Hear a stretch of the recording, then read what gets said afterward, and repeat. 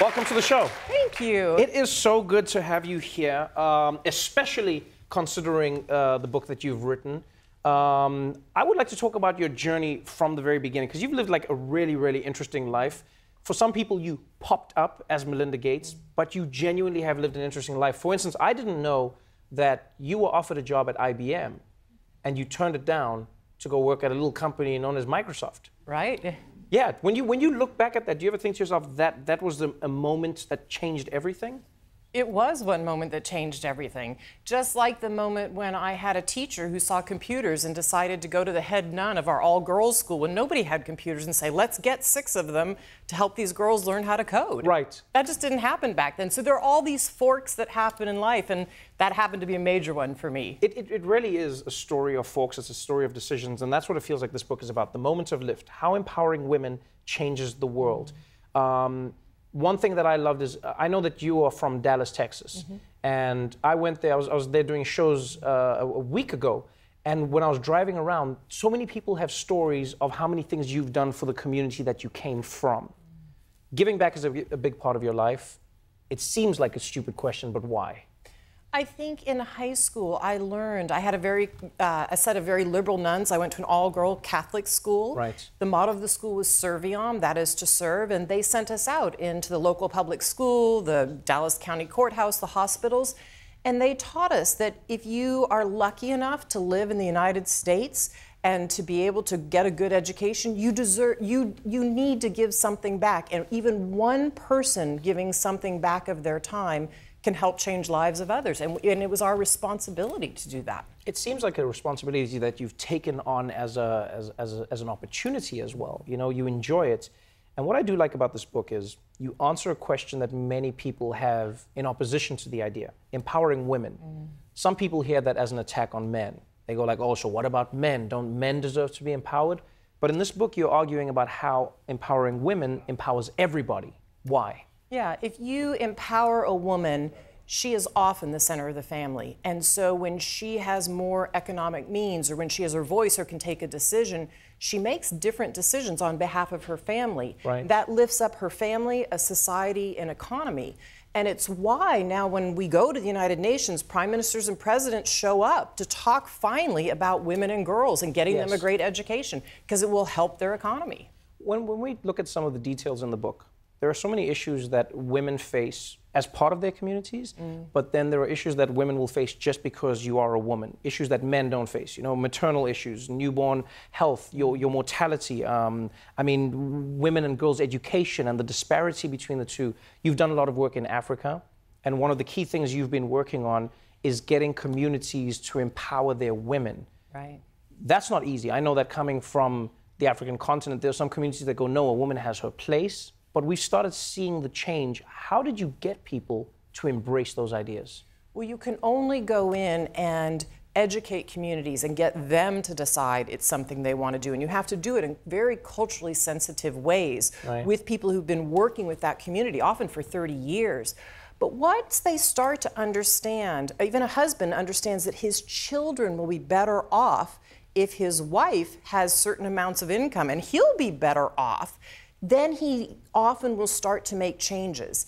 And so it takes very thoughtful discussion, it takes discussion over a long period of time, and then you also introduced ideas and tools that we have here in the United States, and they start to say, yes, I would like to try that for my family. I find it really interesting that the conversations you're having with many people in developing countries is a conversation in and around basic services. You know, you talk in the book about communities that you've lived with, where some of the women will say to you, Melinda, I need a vaccine. I want my children to live. I don't want them to die from diseases that have technically been eradicated all over the world. You then look at America and the news today of the measles outbreak being the largest that it's ever been since measles was eradicated in the US. And it really does raise the question, is it a form of privilege where people say, oh, I don't need a vaccine, when people in developing nations are saying we're literally dying for these same vaccines? It's absolutely a privilege. First of all, to live in this country is a privilege. And then to have basic vaccines and a decent healthcare system is a huge privilege. And so I think so often we forget about our past in the United States. We forget that people used to have polio in my mom's generation, or that people used to get smallpox. We've eradicated that now. Or measles kills children or people who are immune compromised. So we need to remember our history, and we need to learn from other people. I talk to women in so many countries in Africa, and they've walked 10 kilometers in the heat to get a vaccine for their children because they know, they will tell you, this will save the life of my child.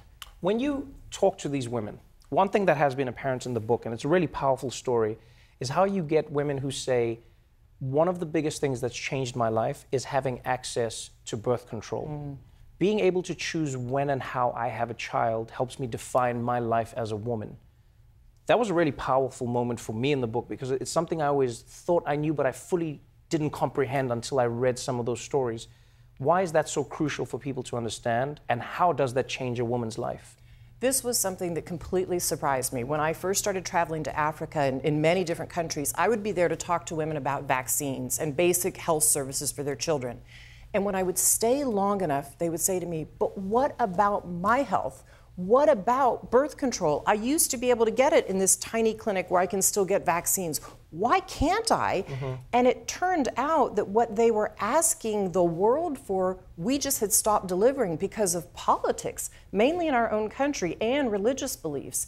And yet, over 200 million women were asking us for them because what they will tell you is it is a life and death crisis. It's not fair for me to have another child to the one I just had if I have 5 and I can't feed or educate these. And so it is the greatest anti-poverty tool we have. And I just didn't realize until I really listened to women that this is something that is a life and death emergency for them. And we need to deliver it as a world. There's one part of this book that genuinely surprised me. I've known about your work. I've known about your philanthropy. I know that you are going to be giving away all of your money to people like me.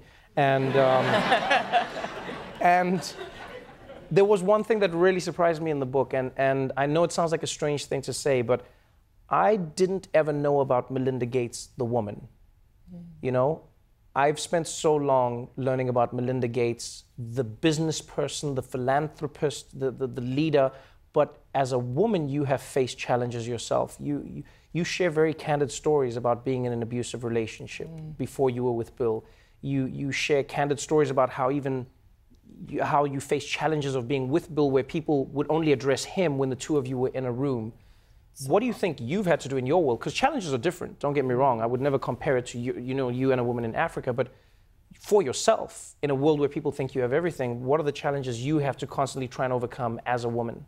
I think as a woman, women all over the world need to face the fact that sometimes they are labeled a certain thing. They're labeled as just a mother, or just a working woman, or in my case, just a wealthy woman. No, I'm a woman with a full life. I have 3 children, I have a loving relationship and husband, but I have faced challenges. And I think we need to look at the full picture of women's lives. One of the reasons I do write a whole page on abuse and abusive relationship I was in was not necessarily just to share my story, but is to say to people, that can happen to absolutely anyone. And if someone faces abuse and all these barriers we have in society, you silence women, you silence their voice, you stop their self-confidence, and we need to open up society and we need to lift these barriers. And when we do that as men and women, everybody will rise together. And so I helped in sharing my personal story. People would see me as a whole human being, not just one of these categories they might see me in. I'll tell you, one thing I enjoyed about the book is it's illuminating, it's fascinating, and most importantly, it has answers. So thank you very much for being on the show. Thanks for having me. Wonderful having you. The Moment of Lift, truly inspiring read, is available now. Melinda Gates, everybody.